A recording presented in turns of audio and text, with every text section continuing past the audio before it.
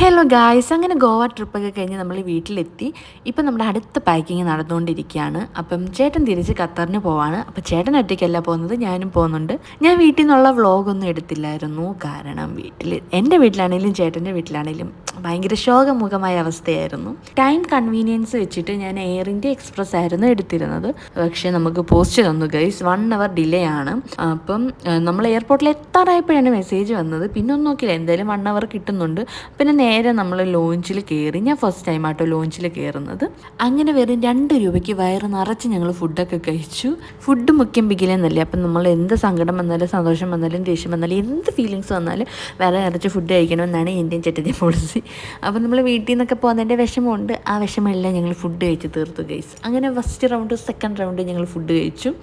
പിന്നെ നമ്മൾ കുറച്ച് കട്ട് ഫ്രൂട്ട്സ് അങ്ങനെ കുറേ സാധനങ്ങളൊക്കെ കഴിച്ചു ഗൈസ്. നല്ല ഫുഡായിരുന്നു കേട്ടോ, നല്ല ടേസ്റ്റി ഫുഡായിരുന്നു. എന്നിട്ട് നമ്മളിങ്ങനെ ഫ്ലൈറ്റൊക്കെ പോകുന്നു നോക്കിയിരുന്നു.